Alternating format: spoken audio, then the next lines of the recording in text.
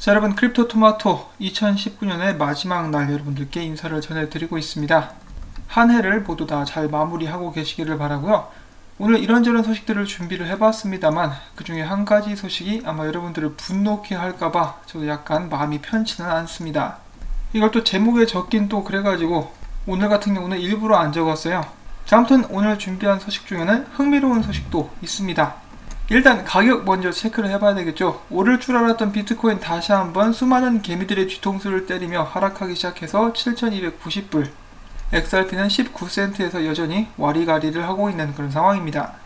자, 그 다음에는 얼마 전에 있었던 핀테크 IQ의 CEO가 나와서 프레젠테이션을 보여주면서 SBI에 대해서 이렇게 이야기를 했다고 합니다. SBI는 일본에서 네 번째로 메가뱅크가 되기 위해서, 그러니까 네 번째 대형 은행이 되기 위해서 블록체인 기술을 이용한 장기적인 계획을 시작을 했다. 이 영상에서는 이 계획의 일환으로서 SBI가 어떻게 일본의 지방은행들을 한데 모으고 있는지 그런 것들을 지적을 해주고요. 일본에서 SBI 같은 경우는 그 어느 업체보다도 어느 은행보다도 블록체인 기술을 적극적으로 받아들이고 있는 곳입니다. 실제로 그들의 리포트 중에 하나를 보시면은 그들은 블록체인 뿐만 아니라 AI, 사물 인터넷, 로봇 공학 등 여러 기술을 금융 분야에 접목시키려고 노력을 하고 있습니다. 그 중에 가장 그들이 집중하고 있는 것이 블록체인이며 거래소에도 투자를 했고 파생상품과 송금 등에도 여기에 포함될 수 있습니다. SBI는 리플 아시아의 지분 중 60%, 그리고 마찬가지로 R3 재팬 같은 경우도 더 많은 지분을 소유를 하고 있죠. 그런 부분들도 지적이 되고 있는 그런 영상인데요. SBI가 일본에서 네 번째로 큰 메가뱅크가 될 수 있으면은 그것은 리플사에게 있어서 굉장한 호재가 될 수가 있겠죠. 부디 계획이 잘 이루어질 수 있기를 바라보고요.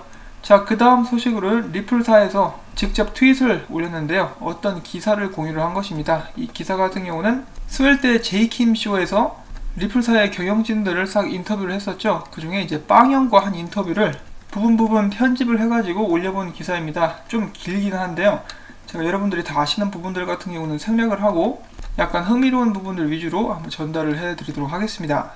자, 제목은 미래의 국제 지불을 제공하려는 핀테크 회사, 이 제이킴 쇼에서 빵형 인터뷰를 했는데, 빵형은 이 인터뷰를 통해서 지금 현재 은행 시스템의 배경, 리플사의 사업 모델, 그리고 리플사가 해결하려는 문제 등에 대해서 이야기를 해주었다.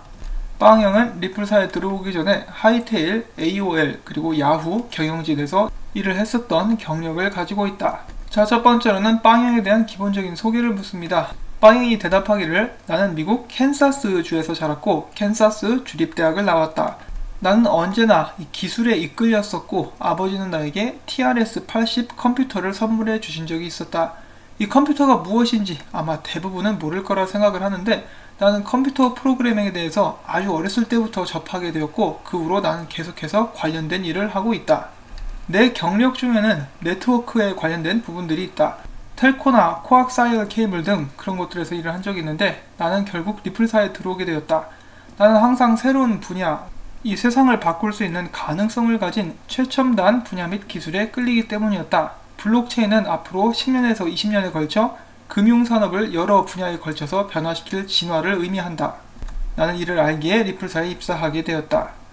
리플사의 목표는 무엇입니까? 리플사는 소프트웨어를 은행에 판매하는 회사로서 XRP라는 오픈소스 디지털 자산 및 온램프 그리고 오프램프를 사용하는 상품도 있으며 블록체인 기술을 통해서 은행의 실시간 결제를 지원하는 목표를 가진 그리고 상품을 독점적으로 가진 회사입니다.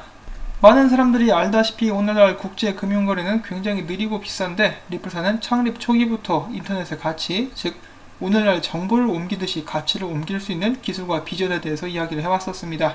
자, 스웰에 참석했었던 패널 참석자 중에 한 명이 이런 말을 했습니다. 오늘날 인류는 달에 착륙했고 화성에 물이 있다는 것을 발견해냈지만은 아직까지도 일요일에는 이 와이어 트랜스퍼로 돈을 송금을 할 수가 없습니다.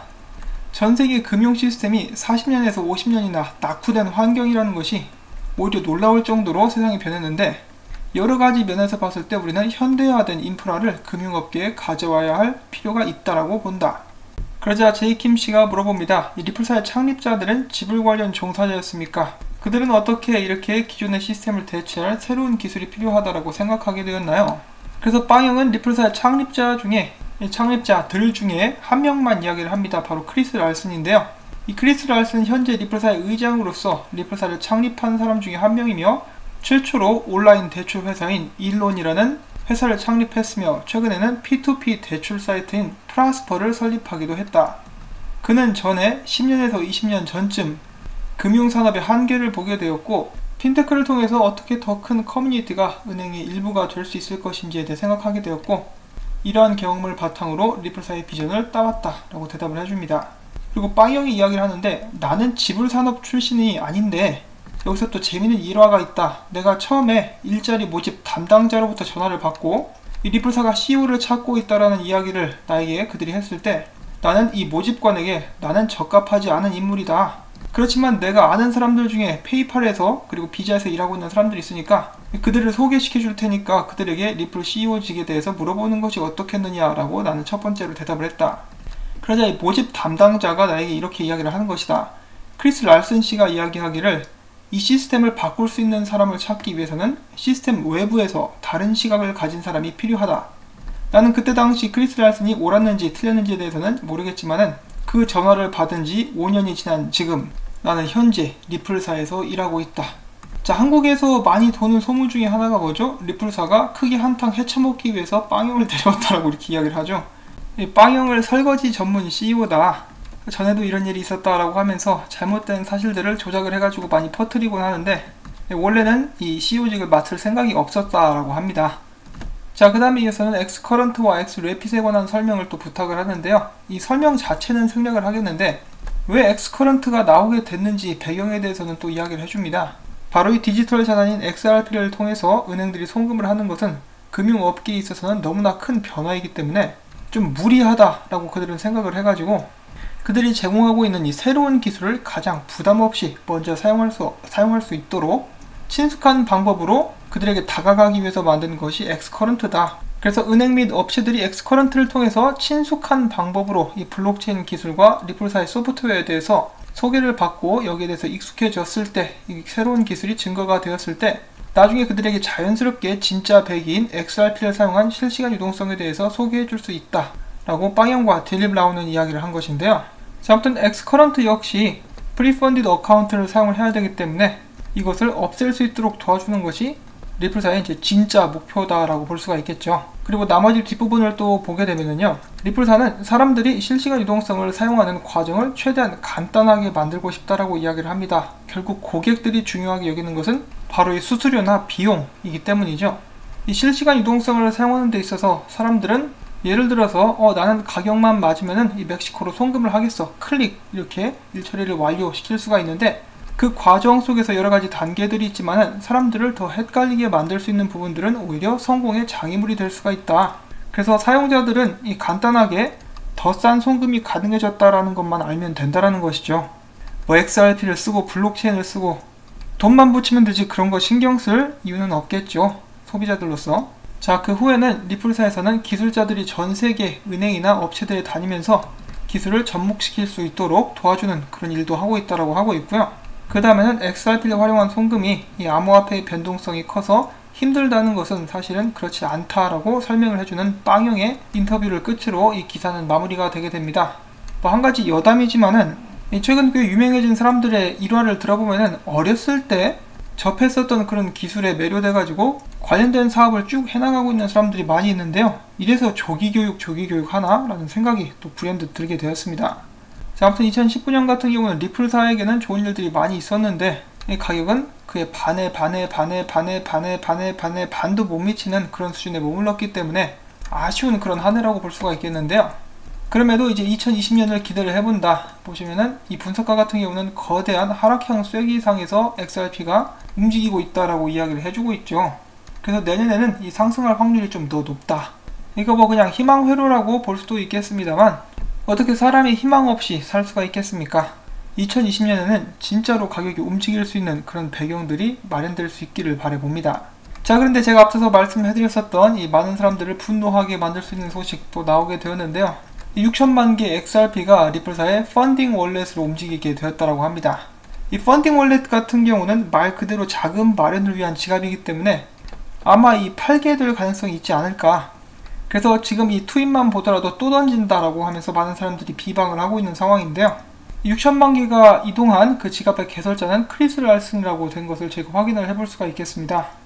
그리고 받는 곳은 리플사의 펀딩 월렛 넘버 1. 그리고 그 중에 이제 5,600만 개 가량이 거의 이제 5,700만 개 가량이 되는데 또 다른 지갑으로 이동한 그런 상황이 포착이 되었습니다. 자, 일단 여기에서 이 XRP들이 어디로 가게 될 수 있을지는 모르겠습니다만 이 가격이 떨어지고 있는 상태에서 팔게 되면은 이 좋지 않은 여론을 형성하게 될 것 같습니다. 자, 이 새해 마지막 날에 이런 소식 전달을 해드려 가지고 저 약간 송구스러운데요. 그래도 뭐 좋은 소식, 나쁜 소식 다 알려드려야죠.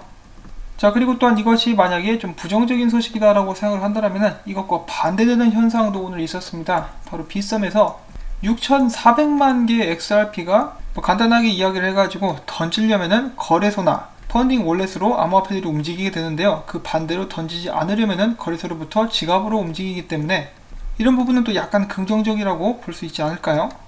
그리고 미국의 대형 증권사 TD 아메리트레이드가 XRP를 포함한 다수 암호화폐에 대한 서비스를 제공할 가능성을 암시했다라고 합니다. TD뱅크 같은 경우는 이미 작년에 XRP에 대해서 알아보고 있다라고 공식적으로 발표를 했었기 때문에 2020년에 이제 XRP 관련된 서비스가 제공될 수 있기를 또 바라봅니다.